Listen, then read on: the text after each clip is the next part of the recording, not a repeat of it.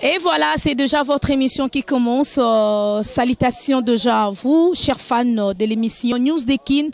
Avec moi, Betty Massengou, la sublime, l'internationale, Betty Massengou, la présentatrice de cette émission. Je vous salue parce que je vous aime énormément. Et merci en tout cas pour l'attention particulière à cette émission et surtout pour la confiance que vous me faites. Moi, je suis là rien que pour vous servir. Et l'actualité nous oblige, en tout cas, chers fans de l'émission News Dekin, en tout cas, on ne peut pas s'en passer. Aujourd'hui, dans cette émission, nous parlons surtout il y a un phénomène un phénomène parce qu'on est au top et ça la succès il y a photo au pasteur Moïse Mbiye au ya kangi na mwasi wana lati kilota mukuse wana donc bato bazolo belango trop. Oh moi sinaye mususo te zalaki nango kaka photo le quoi passer Moïse Mbiya keno beta na Gabon na se azana restaurant Zolia nde batu bando senge ba photo le quoi azane artiste aza star en dehors qui pasteur azape artiste boyebi ayembara musique chrétienne et la fille en question ayaki pasengi akanga photo après a publié photo wana donc batu bazolo bela yango na ndenge moko ya kosakana te. Alors dans notre émission chers fans tozo meka un peu ça la analyse par rapport il y a photo wana est-ce que pasteur Moïse Mbiye accorda qui fiona kangana photo pour que fiona publie ango. Est-ce que Fiona a publié photo en pona nini?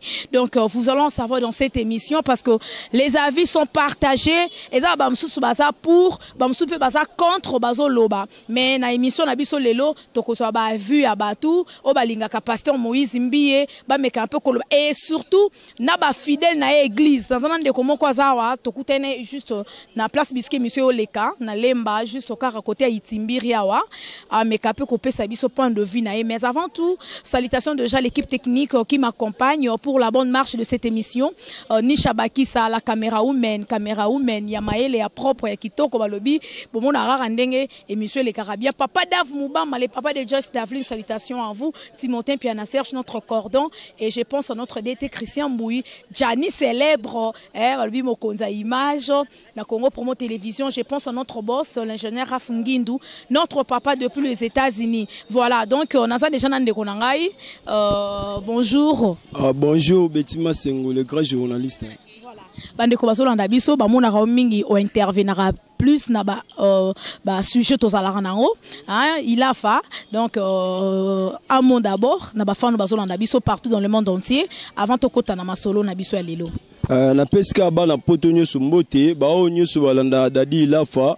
Na o balinga émission na o Betty Massengou partout na Londres. Anakin, bat nyoso balinga biso na fouille du site Benjamin il a fait place aux a na pesi bino nyoso bambote place bozali. En tout cas, merci beaucoup Dadi Lafa. Oza mondi mina église ya pasteur Moïse Mbiye na cité Bethel. Oui, na za mondi mikuna. Na prière kuna na centrale. Yé penza prière, penza place au pasteur Moïse Mbiye yé mon kwa simara micro azotea. Donc on a cité Bethel oza na première rue. Mais photo o ebimi mikolo yo, je pense au Monyango. En même temps émission na biso, hein, papa Dav Gianni image, soki bokoko balancer déjà photo wana. Photo oyo, otoso mona passé Moïse Mbiye kangina sero alati, misu balobi seraza à moitié nu.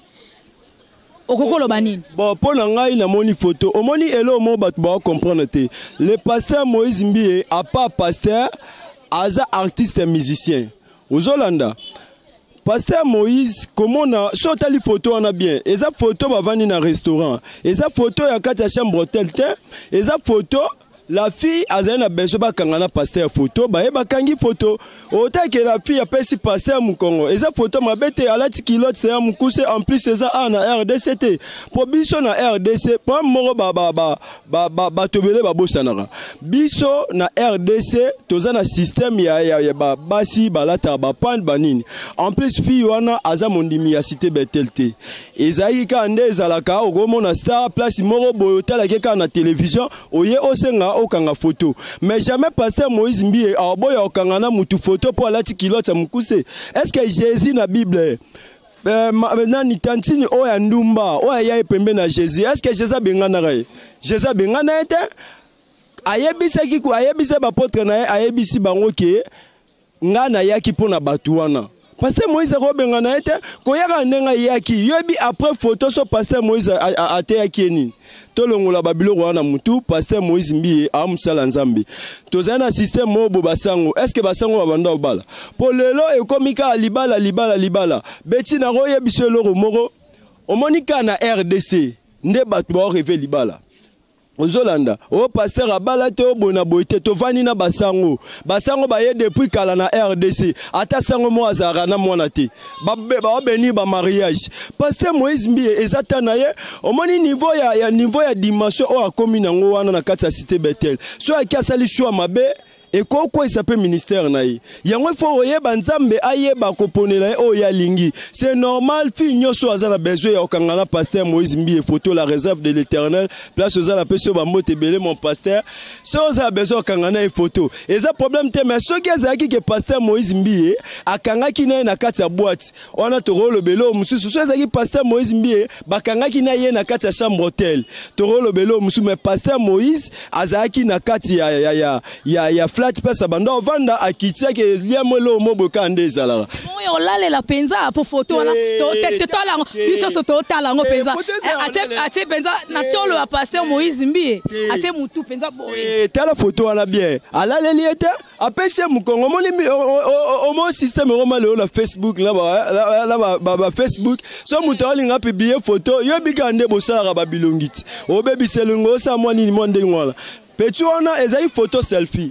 On comprend a tchaki boye po bakangai mais ça te gala lelie so tali photo so on balancer le biso so ingénieur balancer so a balancer image wana au mona gala lelie té et ça photo normal musala nzambe bon ara ande ko ma basala nzambe o mo tambola na ba garde corps na ba boye mais kuna ezaki normal en plus na roye biso le moro omoni na ebike yo pokotara hôtel du fleuve so ki no hôtel du fleuve ba musicien mususu bayaka wana to sarala bango na hôtel du fleuve wana basana ba garde corps oya ko approcher au PCM tata biso au PCM mais so ekomi na ba cité nde omona ke ba garde ba olinga te o approcher mais so yeza na ba hôtel à 5 étoiles pour na okuta na passer mususu oya kuta yambio ce qui bat musa ko interpréter mabe baza wana ba ko interpréter nde balingi batika ye avanda za musana nzamba osa musala nzambe bien lelo cité Bethel ke liboso toza édifier na ba mate na ye bana poto batu nyoso ba luka ba sali toza na système toza na phénomène gege mais lelo so na yebisio le phénomène gege et comme phénomène photo lelo na royebisa yo na ba mariage nyoso nzembo o ezobeta marole katango na ezate. Alors, bino sepesa bino do ezaki to ba bolinga besoin na. Donc pasteur Moïse Mbiye mutasala ne ba besoin na pour na succès.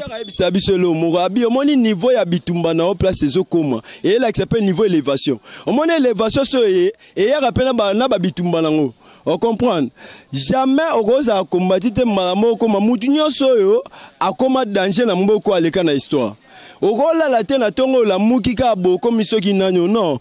Vie eza na bakomba nango eza ba mamu nango ebele pasteur Moïse Mbiye aosa musa na ye bien batika ye lelo évangélisation koti na kati ya internet partout na ba YouTube batu baza édifié photo wana nde yango te eko photo wana nde te yango elakisi ke pasteur Moïse Mbiye aza muta mukiliso nde nite oui façon de côté c'est comme si yo posa la ki wana pembeni na côté liete na bike bande comment balobi bandi mi cité Bethel ya pasteur Moïse Mbiye do bino bokoma na bino ba fanatique ya pasteur Moïse Mbiye do nyonso ya kosala bondimaka na bino bozo acclamer bozo sepela nango je sais pas ceux qui tolobi Soto lobi ke tokoma biso ba fan mutazara fan na pasteur ati ozolanda omoni ata na école pour courir koto bien il faut lingana nous professeur wana opesoku obike so linga professeur wana te akoki ko banda opesa oku depuis lelo ti mukolo yeso roya o tika jamais ko comprendre cours wana ozomona mais ceux qui olingaka ye pop nini église eza milieu éducation ozolanda église eza milieu oyo mutako zala za moi bagage mo bete quelque part mais aye l'église quand même et ça nini a changé comportement na ye moi ba mambo belé. Problème moi eza mabe fi wana aza congolaise te. En plus bakutana ki ego za première fois akutana na pasteur Moïse. Bakutani na ye yango asalela ki sentiment na ye akangana na pasteur photo. Ako kangana epete ke chantre. Soko tali lelo ba clip ya ba musicien na nigérien. Ya Nzambe. Omona ba système na bango na ba afrobeats na bango ba obeta ndenge ba olatela na ya Nzambe na bango omona ke différence eza nango te mambo Nzambe eza mutema eza biyema te ozolanda c'est lelo ebebisi ba congolais même na l'église omona mutaye na lipapa batie na kiti sima po lati lipapa ya msu mutu wana prière na Nzambe oyo kango ozomona c'est un peu ça pasteur Moïse batikaye asa musala na ye pasteur ezaka bitumba soki eye na succès soki eye bitumba pe ya kaka bongo ezaka accompagné na bitumba ngala mona nga photo ya mabe wana te pasteur Moïse Mbi aza jeune en plus aza ba succès na ye soki mutu nyoso aluka approcher ya ko benga na ete po bakanga photo et là vraiment ya grave nga moni wana ezate. Mais tout ça qui est derrière pasteur Moïse Mbiye, on a collé dans tout ça, n'anyo azana sima parce que les acquis phénomène gégé, le mot gégé comme phénomène photo, yo monto le tout à l'heure qu'il y a un mariage nyonso au monde la quarantaine bukara ya tango na ende betara. Siko et ça il okonini en fait, tozo comprendre en côté likambo etali pasteur Moïse Mbiye.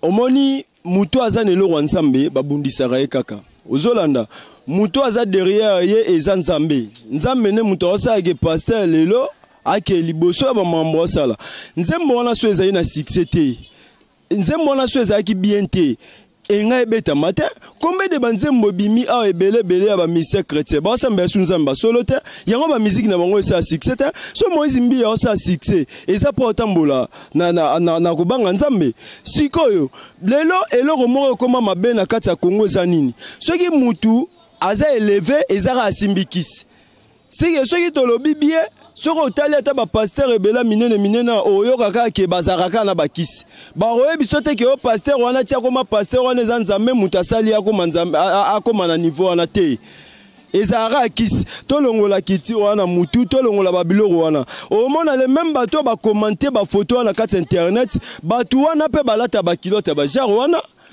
oui les mêmes batouana so dernier ça yo yebi ngana tali ba commentaire batu par rapport ya photo wana bato belé oyo ba commenter mabe o ba fingi o ba lobby pona photo wana o mona ke bango mo balata ba miniji pe ya bongo bazara pe mo dimanche en église après église aye pe soki wa pango na bara yo mela masanga eza yango te batika musala na Nzambe koluka ko salir ye za mabe polobi nango ebele o balobara frère na bino mo bazara ya mokili aroma ya Nzambe alekaka boye na mission mo boye na chaîne na biso mo ka ya Congo a critiquer faire gege lelo suki wapi lelo yo kage susu net bino esala bino plaisir autant oyo ka ba critiquer pasteur na bino net yo penza oza fidèle penza mondimi penza ya église cité Bethel ya pasteur Moïse Mbiye kuna penza na source na première rue oyo parce que no ba critiquer pasteur na bino net modèle la photo yo ba tu lolenge ba olobela yango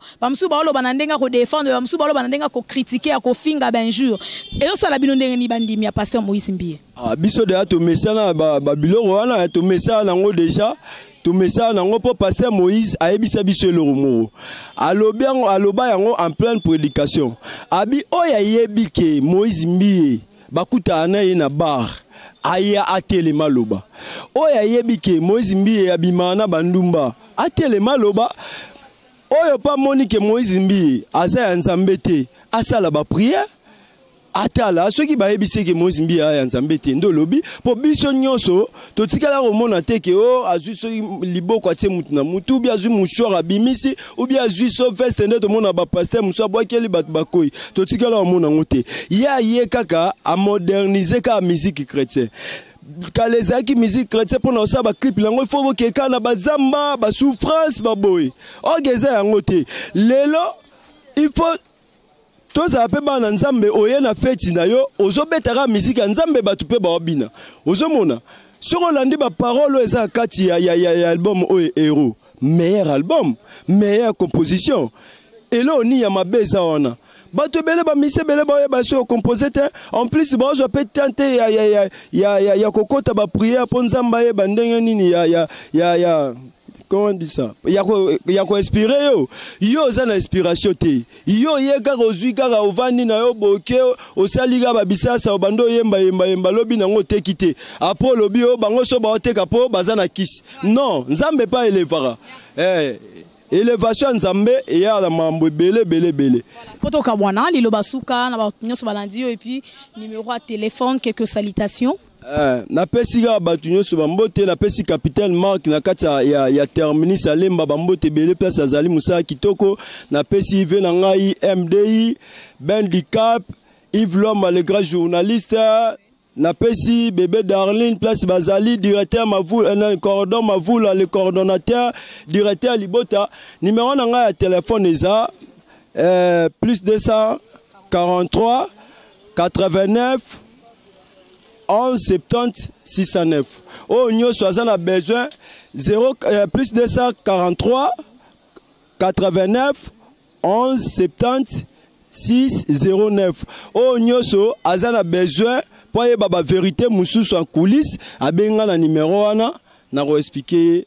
Voilà, merci beaucoup Monsieur Dadi Lafa. Donc c'était vraiment un réel plaisir. Et on a bien l'émission. Bon, moi to umbelina et moi trop parce que tous en a besoin de soit vraiment précision, news ça vraiment sûr et exact par rapport il y a photo il y a passé Moïse Mbi pour y a ça vraiment mon limina vraiment. Abo il y a émission te soko lukié beaucoup tana bosa pe mission na pasteur Moïse Azarane d'accord pour l'émission. Abo ya andeka bateau ba finga omoni déjà mutu so azo finga oda na musika obanga pe ko approcher mais ce qui ndenge yo sa no émission na kitoko boye so yo approcher o sengi rendez-vous beaucoup tana bosa émission aboya na été.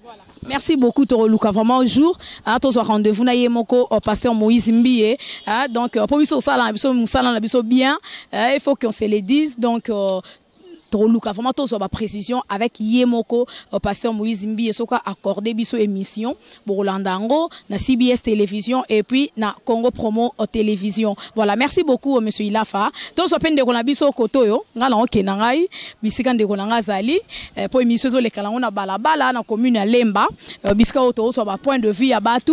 Voilà, bonjour. Bonjour maman. Voilà, papa kombo nani? Ngai bébé Volcan. Bébé Volcan, tous le belalo photo, oyo et sali succès mikolo internet mobimba bazo lo belayango, tout le monde en parle. Il y a passé Moïse Mbi au photo en gwanezo leka na mission dozo mona wana. Na ibite yo critiquer photo ndengeni. Bon, pour ngai na trouvé ça nango normal. Moïse Mbi ala musala nzambe. En plus a sous star artiste musicien au hasard reconnu parce que dans le monde le roi est dans la Gabon et ça mutusu ayoka amona na ba télévision mais amona à live tech et ça lango na hôtel te na bar tech azaki na restaurant azo loro comme d'habitude le roi mutunyoso amumia moni qui a l'état que musala nzambe a préféré akangana e photo où est le mal.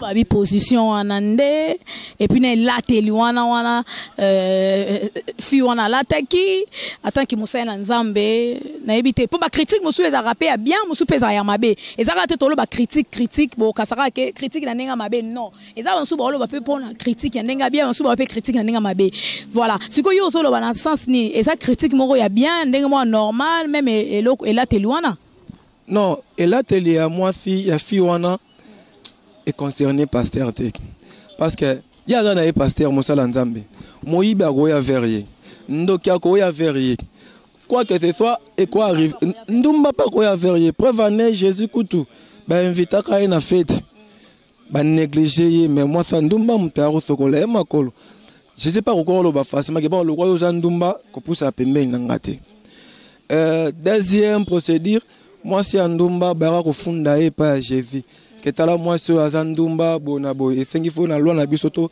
lapider réponse à Jésus qui oh non na sali sumuté aza le premier ya robamba libanga to mone nyoso bakimaki donc pasteur Moïse Mbi aza moto mais aza na eloko ya nzambe yango moni bakomi ko critiquer bazoluka toujours ba salir personnalité na ye mais bokeba a mosala nzambe aza mosala nzambe aza ndenge moko te na biso atelemaka na cher azobongola bamitema ya bato ozaki muta mabe oyoki liloba na ye ochange pe bon o mwasi wana yaki vers ye oyebaki te na nsima nini oyo basololaki na ye tant que mon mieux n'a pas acquis na mamne composant au vers pasteur que tala na zakabu na rosa ndenge nini akangi na photo donc bati kande ko salir personnalité ya mosala nzambi eza mabe eza vraiment punissable na bible nga assemble en l'église n'était mais on défendre quand même kaza mosala nzambi parce que na bible pe lobi prophète Élisée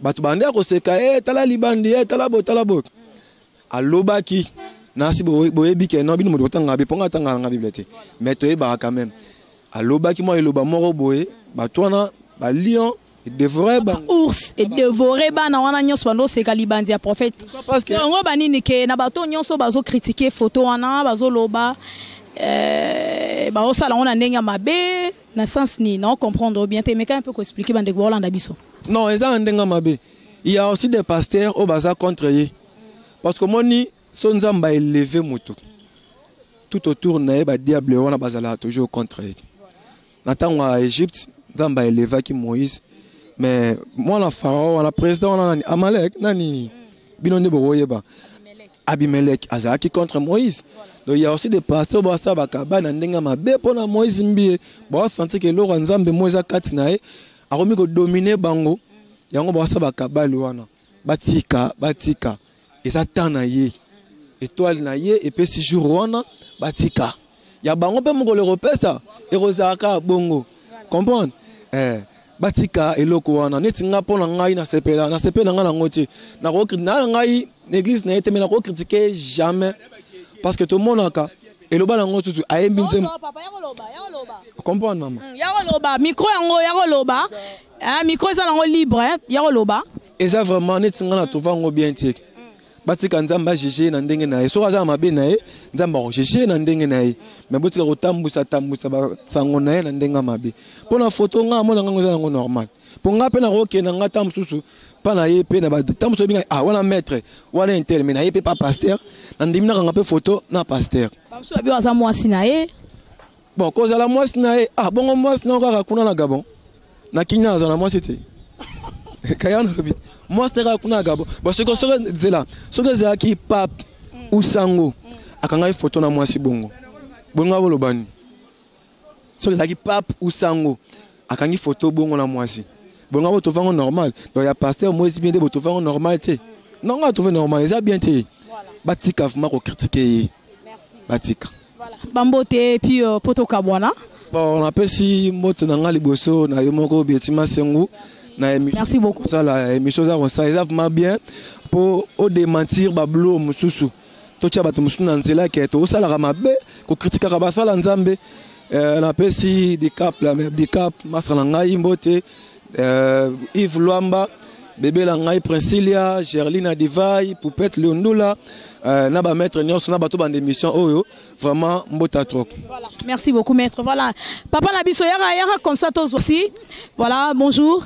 Bonjour maman. Comment on a papa? Pas comme on a Yannick Toya. Voilà, Yannick Toya, tous soit en émission car on est aussi micro baladeur par rapport à photo oyo moni oyo circulé na internet mobimba ezo za la vraiment top mikolo yo actualité yango wana par rapport à photo pasteur Moïse Mbi akangi na fi wana na ebité point de vue ne koko sala nini bon na photo na pina tuka na sepelité yaza musa na nzambe yaza muto ayembelaka batu o batu lolo bayokaka en tout cas na sepelité pena na photo wana eza photo eza bien te akolinga takanga na fi moko boye penda la telo ka mukuse bongo en tout cas esali mabe makasi ba pesa biso pe biso batoka ka bango il faut ba pesa biso ba valeur ke ndeti nga pena na banda kolinga pena Moïse Mbi makasi mais na photo na bae na photo pena na za desi fort na za pena desi fort eza bien te na photo pena na sepe na ngote ya kokanga ba photo jamais na ba fia boye il fallait se pena que bien chatter lo mo likolo ya kilote wana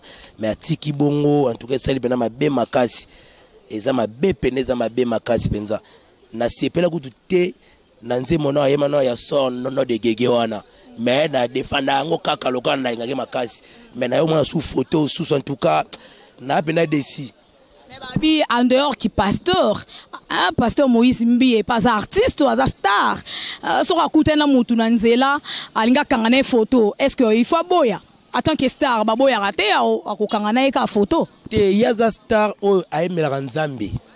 Yaza star o aimela Nzambe. Donc il faut siko ki apesa par exemple bien pas biso yo tolingaka ye. Ya ko kanga ba photo bongo te wana za bato ba kanga bongo za ba mission ba aimela mukili. Ndeso akangi bongo to comprendre mais yaza musai na Nzambe ye déjà ba balobaka daki aimanze moda ya mabe wana soro no de gege mais to comprendre te sous photo susu eza nini bato bani yaza musai na Nzambe bonga boya memba ndumba Yesu kutu ndumba yaka pembeni na ezala ndoki ezala ndumba ezala bato nyonso aza musai na Nzambe ko boya bango te. Te musai na Nzambe akoboya bango te mais faut batalaka ilateli fiwa na lati mabe et c'est pas si biso te en tout cas ba salo ba embela Nzambe en tout cas il faut penda boye da bena biso to lingaka bino boye eza propreté ba makamwana botikela rango ba mission mokili ataka ngie na soutien na klota mokie tebi ke ya embela na mokili mais bino boye embela Nzambe il faut bopesa biso ba exemple bien poto landa bino boye to landa bino ne lokote en tout cas esenga bena passe fort na lingaka pena Moïse Mbie makasi mais na sepete na photo en tout cas pena mbala sima somoni mutum so ayena na kaya photo boye akangaka te po esa biso soni makasi pena soni makasi lo nengana lobaka pena yango wana.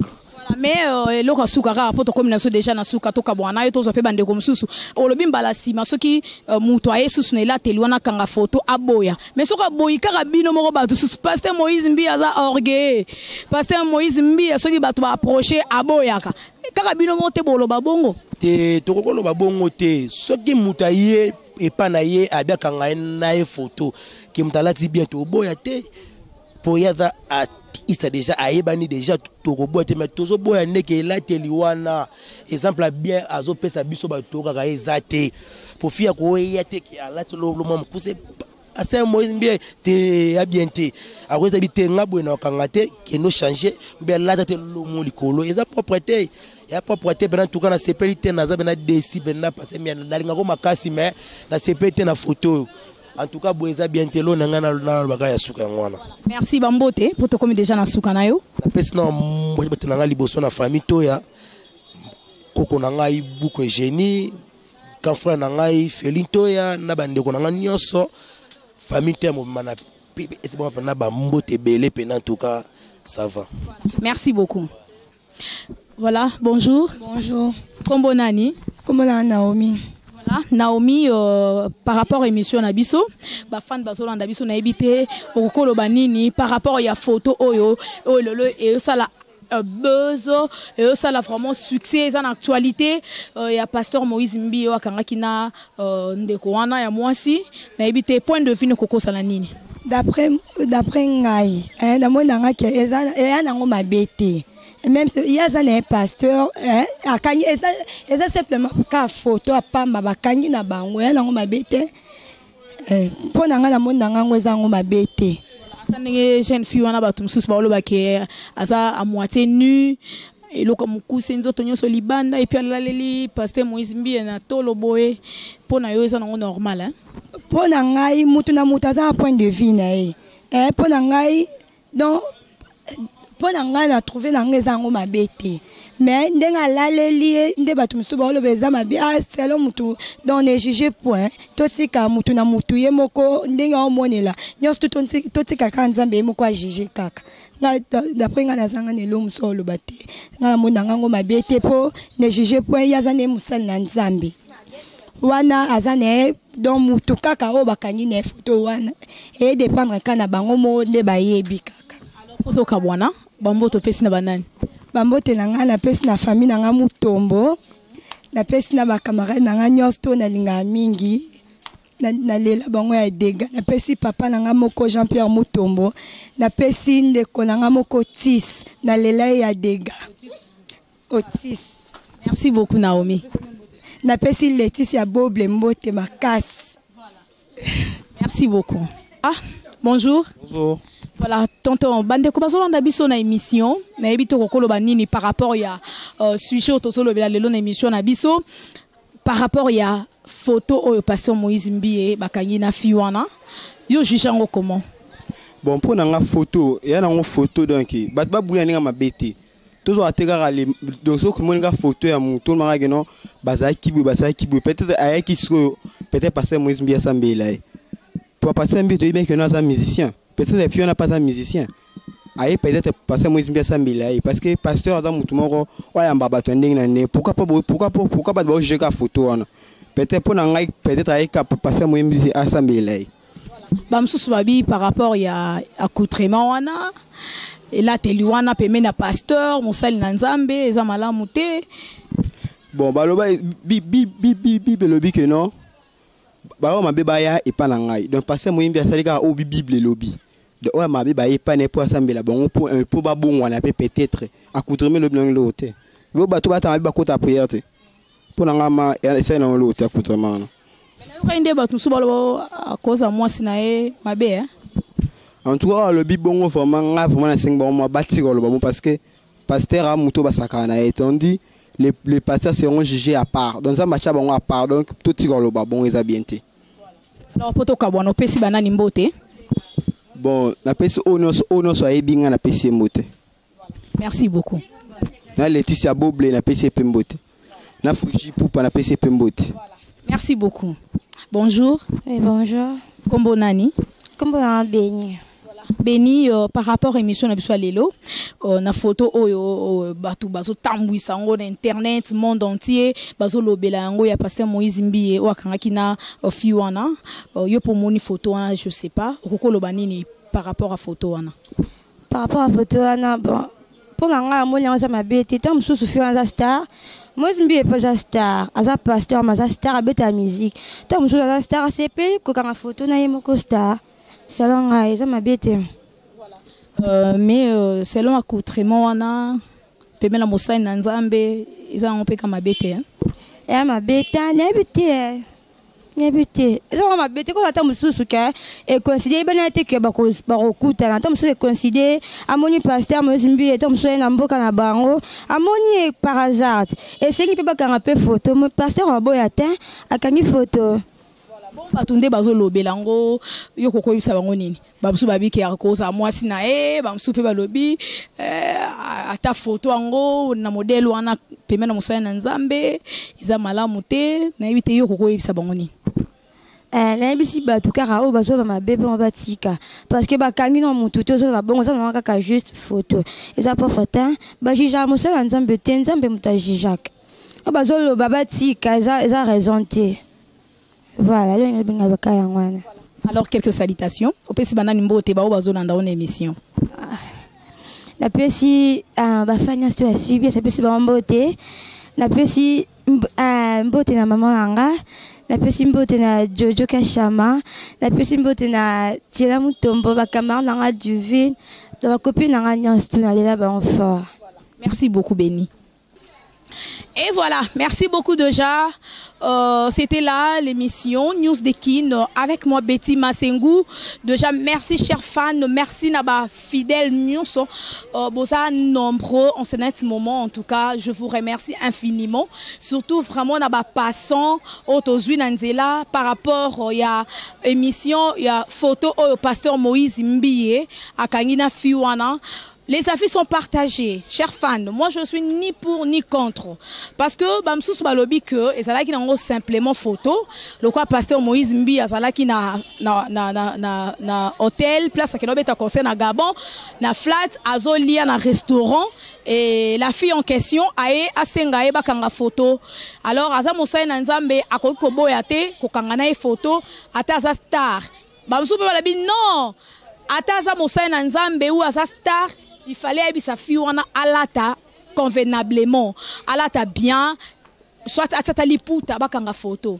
Donc photo wana et sali pagaille na internet mikolo donc actualité yango wana babisuske Yesu kutu ndumba ya na makolo na ya sopela